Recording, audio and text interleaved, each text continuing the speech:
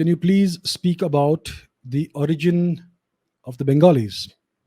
Are they of Aryan or Dravidian origin? Okay, so Bengal. So Bengal has had a very long history, like the rest of India. Uh, Before the Islamic invasion of Bengal, it was called Vangadesh. So the word Vanga became Banga, and it became known as Bengal eventually. So before the Islamization of large parts of Bengal, it was called Vangadesh or Vanga Pradesh. And the British, when they first reached Bengal, they wrote about it as being the most prosperous province of India. So it was an extremely prosperous, beautiful, bountiful land full of extremely civilized people and very prosperous people. There was a great deal of prosperity, very high living standards, and that's how it was. And the history of Bengal goes back at least 2000 years. uh, there are there's this archaeological site called Chandraketugarh in Bengal, which is more than 2000 years old. And it has this beautiful carvings and sculptures of all kinds of social events, kings and queens, and tournaments and festivals and celebrations and temples. So it is a very interesting representation of the life of ordinary people and other people as well in ancient Bengal. So this evidence is at least 2000 years old. It goes back to around 2300, 2400 BCE. But as with the rest of India, there has been almost no archaeological work done in Bengal. If you were to do that, I am sure that the history of Bengal would be extended to many thousand years before today. So, like the rest of India, Bengal has had a very long and prosperous history. It's only in the past 300 years or so that Bengal was ravaged by colonialism. It was subjected to repeated famines, terrible, terrible famines by the British. Millions of people died each time, and it was reduced to poverty. And they partitioned Bengal in the early 20th century. This eventually led to the formation of Bangladesh. So that's a bit about the origin of Bengal and the Bengali people.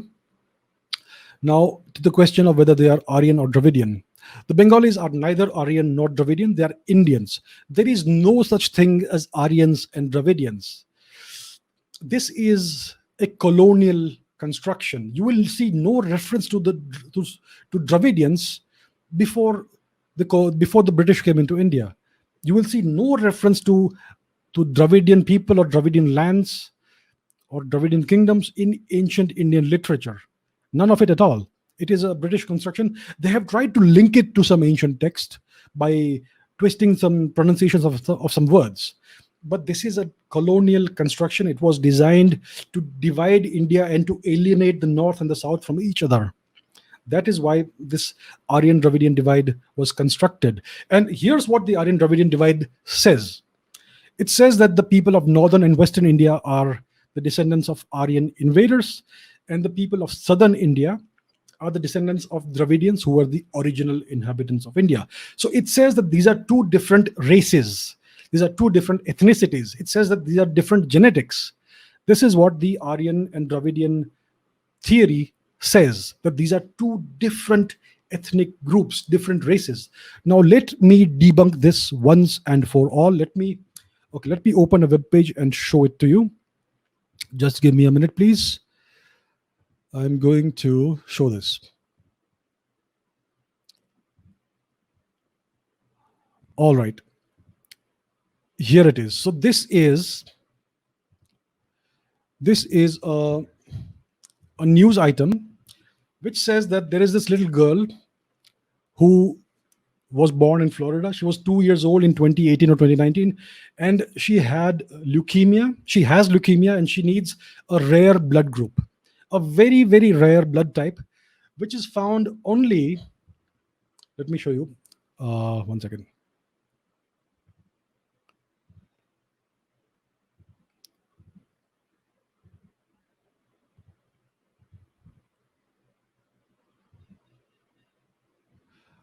Okay, this is the one. So this is a 2-year-old Florida girl who is of most likely Indian origin, and she needs a very, very rare kind of blood. And only people of Pakistani, Indian, or Iranian descent are carriers of this compatible blood group. And out of those, only 4% people. So it says that people of Indian, Pakistani, and Iranian origin have this blood group, and nobody else in the world has it. So what does this tell you?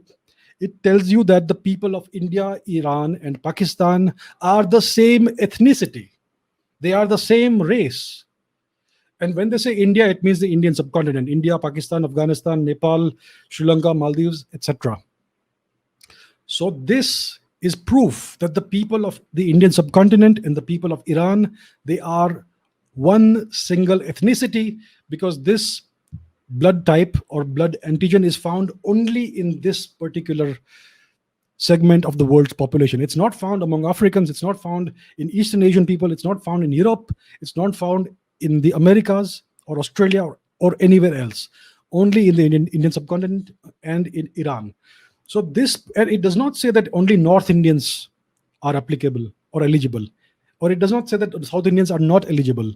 It means that the people of northern India and Iran, who are supposedly Aryans, share this with the people of southern India, who are supposedly Dravidians, right? So this completely debunks this notion that the people of southern India and the people of northern India are two different ethnicities and two different races. If they share this particular antigen, which is not found anywhere else in the world, it conclusively proves that they are one single race and one single ethnicity. It means there is no Aryan Dravidian divide. We may look different on the outside. Some of us may be taller, some of us may be shorter, some of us may have fair skin, some of us may have darker skin, and yet we are the same ethnicity. Muttaya Muralidharan is the same ethnicity as Imran Khan, right? That's what it means. We are the same people. So there is no such thing as Aryan or Dravidian. The people of Bengal are Indians. They are neither Aryan nor Dravidian. They are simply Indians. And that is the answer to your question.